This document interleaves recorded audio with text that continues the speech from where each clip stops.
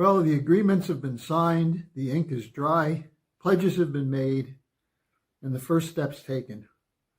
Does the Trump plan mean peace or war? I'll be looking at that in our update today for October 15th, 2025. I'm Harley Schlanger from the LaRouche organization.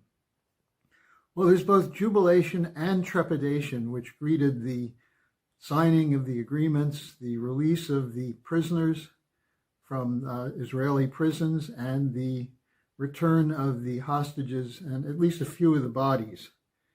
The jubilation is the obvious result of seeing people who have been held captive for over 730 days. Then it's also excitement about the possibility that the war is over, the fighting will be over, and that there can be peace. On the other side, there's plenty of excuses for renewed fighting. You have problems with Hamas still existing, still in power in some parts of Gaza. And you have problems with the Netanyahu coalition, which has made it clear that this was not its first choice to have an agreement that ended before the Hamas was completely destroyed. So will there be renewed fighting or will there be peace? Much of this depends on Donald Trump. Give him credit for bringing Netanyahu in, for getting the first steps taken after the measures were signed. But will he stay involved? And does he still have the ability to put pressure on Benjamin Netanyahu? So there's a second question here, which is what would make this permanent? And it largely depends on a transformation on both sides, which would be the result of an evaluation of the state of mind of people both going into October 7th and after. And this is the subject of a very powerful column on Substack by Avrum Burg, the former speaker of the Knesset. And I'm going to read a little bit from it. It's called Jews Rebel Number 2, The Jewish People After Gaza. I'm going to read some of it because I think he has some extremely important and powerful points, and I have a link to this in the description section so you can read the whole thing yourself. But he starts by saying there are moments in history when not only states change, but entire nations. And he says the question is not the redrawing of borders, but consciousness itself. Not governments, but the collective soul that undergoes transformation. And he points to the post-1945 period for Germans to reflect on what had happened in World War II, America after Vietnam, and he says the war in Gaza is such a moment for the Jewish people that is a time for reflection. And he says it's a moment when we must look in the mirror and recognize what we have become, and it is ugly. Now remember, this is a former speaker of the Israeli parliament, speaking very bluntly about this situation. Now he goes on to say that after October 7th, there were days of horror and shock.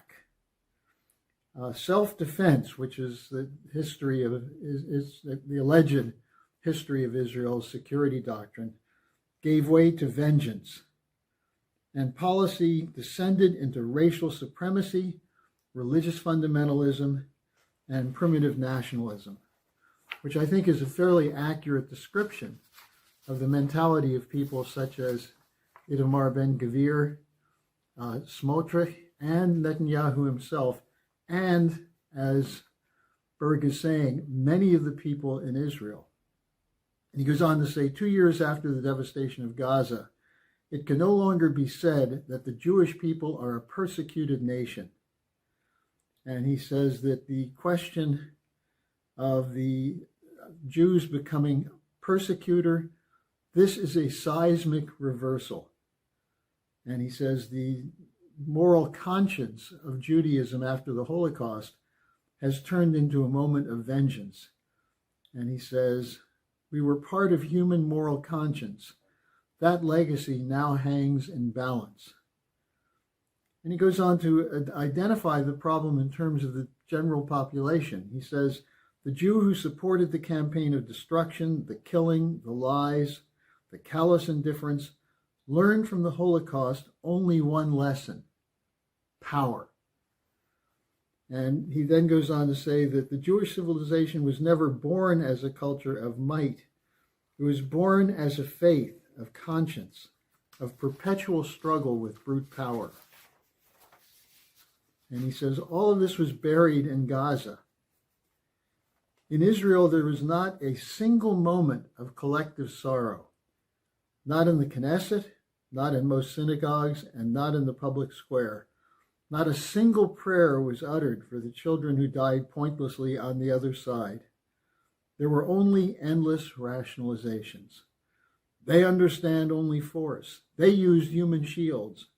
It's their fault. Is this the language of a people who for generations taught humanity that life is sacred? In Gaza, he writes, the Jewish people broke.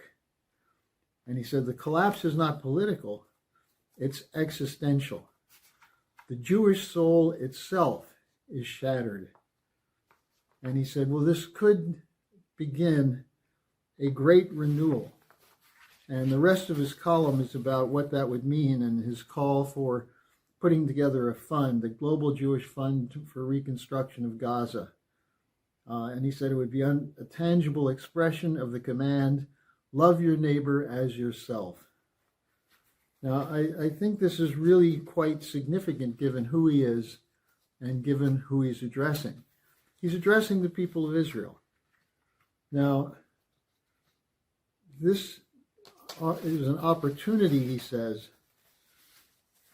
to show the true nature of Judaism. He said the Jewish people after Gaza must choose persecutors or compassionate beings, soldiers who just follow orders, or the founding brigade of a global army of peace.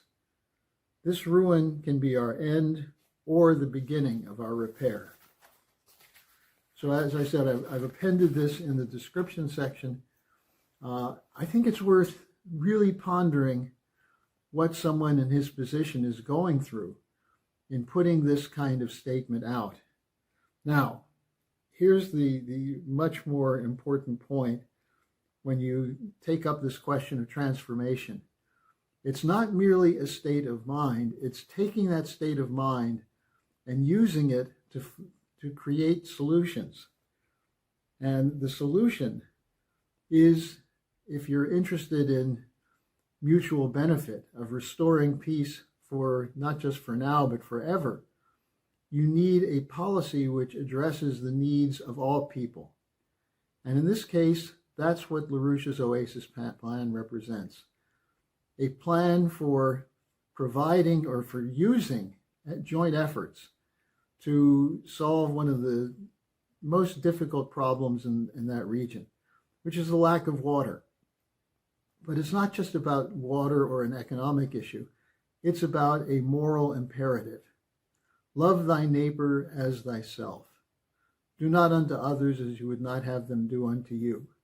These are principles that transcend individual religions.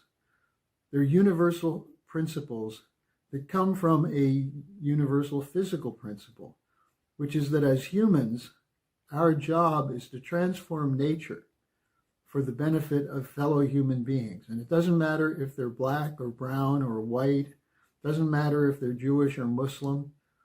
What matters is that they're human. And that's the starting point of the LaRouche Oasis plan.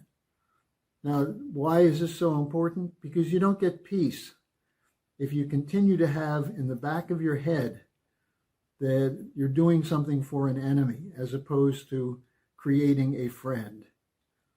And this was the point that Yitzhak Rabin was trying to get across before he was murdered.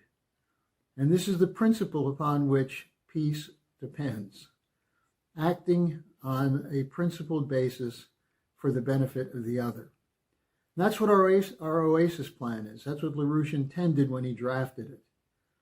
Now, we have some very difficult times ahead. There's the whole question of what's going to happen with Iran. Will Netanyahu continue to threaten Iran and launch a strike against Iran? There's also the whole question of Ukraine. And Trump will be meeting with Zelensky in the next days. Will the U.S. provide long-range missiles to the madman Zelensky, who threatens to launch them into deep Russian territory? If so, that's a prescription for World War III. So we have a lot to do, a lot of work ahead of us. I would encourage people to listen today to my dialogue with Helga Zepp-LaRouche, which will begin at 11 a.m. Eastern Time. And we'll take up the question of war or peace in Southwest Asia, also what's going to happen in China, Iran, and Ukraine. Can this moment of respite from killing lead to a transformation of world history? So tune in to the webcast with Helga Zepp-LaRouche at 11 a.m. Eastern. If you can't make it live, pick it up on the archive.